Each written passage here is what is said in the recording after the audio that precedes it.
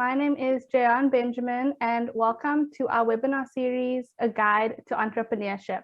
Thank you for joining us in this month of July, where we will provide a crash course on how to be an entrepreneur and start a successful business. For more information regarding upcoming events and webinars, join our subscription list and go to our website, shapeyourfuture.us.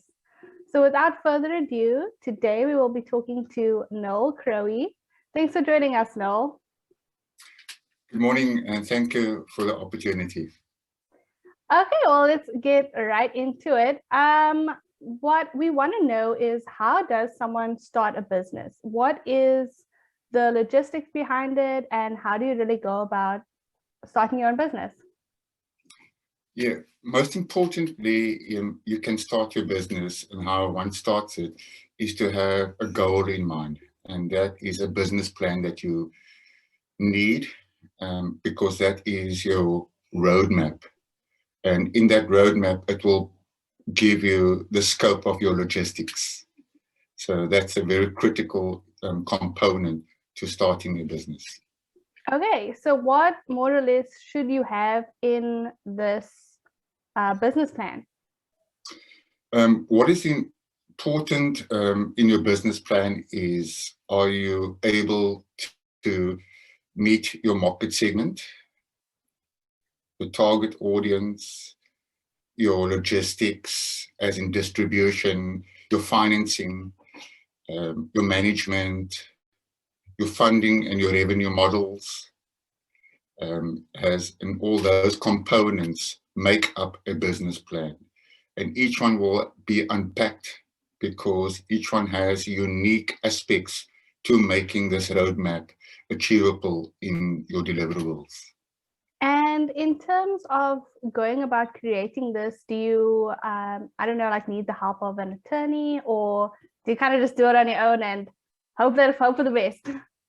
Yeah, what you kind of summed it up, yes. Yeah, so you're basically just given two aspects, but most importantly, if you understand your business, you can do it yourself. And if you know how to bake bread, you will bake it in your own oven. There are finer details to making bread. If you want to retail it, for example, I'm just using an example, you need to get other components to make sure this bread can be saleable. Okay. As in compliance, yeah, you need authorities. So yes, you can do it on your own. Okay, well, that's really good, because I mean, not everybody can afford an attorney or have a business partner. Some people are kind of just going at it on their own and hoping for the best. Yes, definitely. But what is important is that while you hope for the best, you also need support from other partners to make a business successful. That's critical. That's very true. So yeah, when you start up this business plan, one of the critical components is that you are the captain of the ship. Okay, and you have to be this person that opens up in the morning and close at the end of the day. That is your role. When you go to the factory, you have to check at your staff. You have to check the attendance register. You have to start the machines with your staff and your management. You have to ensure the trucks are loaded. You have to check the product. You have to invoice. You have to check that the truck is acceptable for the delivery routes that you intended. And then you have to execute your orders. So once that is completed, you go and look again for your customers for tomorrow's delivery. And so that continues every day. You also have to get raw materials coming in. You have to ensure that when your raw materials come in, how are you going to receive it? Who's going to receipt it? If the raw materials that you ordered are acceptable. And then secondly, the quantity that you ordered is delivered, and that some hasn't fallen off by the truck or gone and found another warehouse somewhere else. And then you have to trust that your staff receipts the product correctly, and then you can convert the product. So Okay. those are key components, and that is a trustworthy aspect that you need to have. Trustworthy staff. Yeah, that is true. Because even yesterday, the person that I interviewed, she spoke a lot about having a staff that you can trust. Because in today's age, it's not that easy to find people that you can bring on and will help you succeed in your business as well as your dream, the goals of the business itself. Correct, yes, because you are correct, John, with having staff that makes this business grow, you have to service customers. Mm. And so the customers that you interact with, your market, trust you because you are delivering according to your promise. And so this value chain starts within the factory or in the warehouse till the end product. That's so true. Because it's not every day that you get an easy customer. I've had my fair share of Karens. Yes, yes. And yes, and customers' behavior change every day. That's also a wonderful aspect of being an entrepreneur, so that you are able to address your customer according to his or her needs. And therefore you need to have this relationship with your staff in addressing their responsibilities, that they are part of this business. Critical component. It's not them and us. The staff has to buy into it. Yeah, definitely. And in terms of buying into it, how would somebody go about I don't know, accessing what do you call that word? Don't want to say suppliers. Finance? Yeah, finance. Yeah, Financing. finance. So the financing landscape is operated within the state. The state holds the financing landscape. So you can go through state. If you, depending on what type of business you want to engage in, there is a mentorship agency, and they are called CEDA. Mm-hmm. So if you want to start your business and you need a mentor to help you draw up a business plan and give you promotional support, you go to CEDA. Those are the development agency. They don't give you money. They give you If you mentorship. need money, yes, they give you mentorship. Okay, so they're going to give you support. Once your support has been organized and materialized into a business plan, you now are able to go and access money somewhere else or financing house. Then there is CFIR, there is DTI, small business partners. These are all micro agencies that are part of the state. And they will look and evaluate your business plan. They will assign a mentor or a business consultant, and they would obviously evaluate and come back to you in terms of your loan approval or rejection. So it really is an intense system and process that you have to go through. You can't just like up and start your business out of thin air. Yeah, unless you have your own money. Oh, true. Yeah, if you have your own money. Yeah, correct. Yes, unless you have your own money, but you'll see now that through the COVID pandemic, which is quite interesting, and with 32% unemployment in South Africa, we've just got an influx of entrepreneurs now. So COVID has also brought on a mainstream of entrepreneurs through a lot of different industries, one would say, and processes. So that is also good in terms of going to the state to get those type of funding going. Yeah. Because the state is encouraging to alleviate poverty, come on board, start your own business. Oh, I didn't actually know that even Yeah. existed. Yeah. Because I Yeah, know like a lot of people have taken to starting their own business, especially now in COVID. And I think because people are realizing that their jobs currently are not satisfying their needs, or they don't have jobs, they're looking for alternative ways, and most people do want to be their own boss. Yeah, no, I concur, I would be a strong advocate for that too, that you can become an entrepreneur. And the state has the support in terms of its economic landscape. There are different financing houses. You just need to know which financing houses, what is your limit that you want, depending on your loan size. And different agencies give, for example, if you're going to apply for 1 million rand loan, you can get payment holiday, meaning that you don't have to repay the loan within the 12 months. Oh.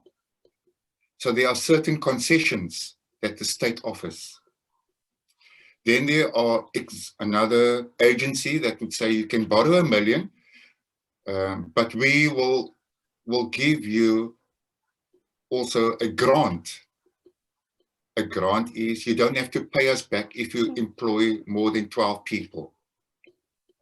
So those are various incentives in terms of the state issuing loans. Yeah, well, that's really wonderful, actually, that the state is taking those steps to help people, especially in South Africa. Yeah, definitely. No, thank you.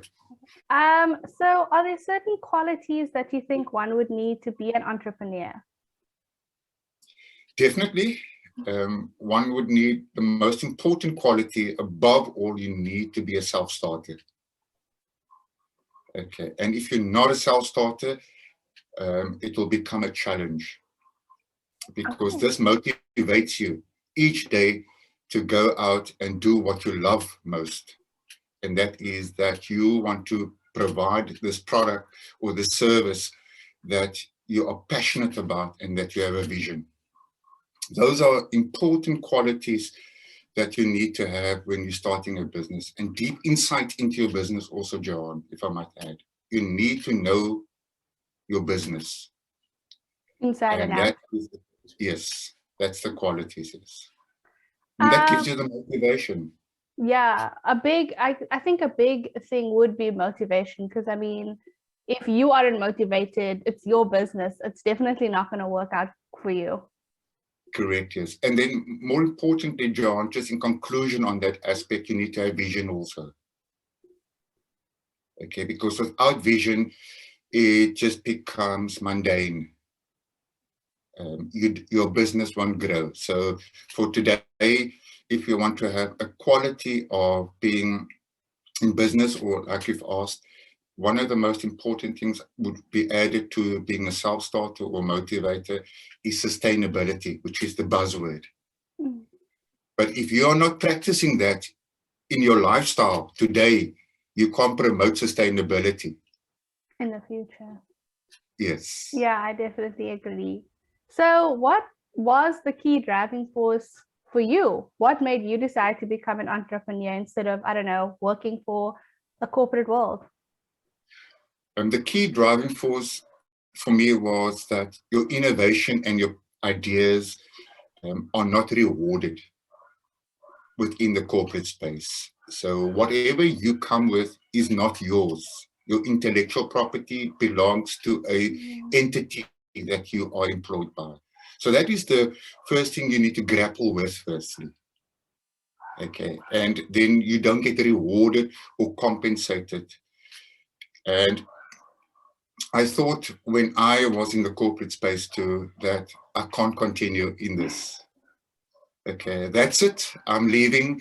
I have to do my own. And then I experienced the independence and the financial freedom that are associated. But that was for me the key driving force, that your ideas and innovation is critical. Well, it's good that you left, because I mean, you're starting your own business, so you definitely have some ideas worth working for. Yes, definitely. And you need to preserve that, because your ideas are your ideas. And you need to decide, are you going to enrich someone else, or are you going to enrich your own personal well-being? So what are some tips or advice that you can give to people that are wanting to start their own business? The critical thing is market research. Okay, and that's the first thing. You need to do market research. And the second one is, are you solving a problem or are you servicing a need?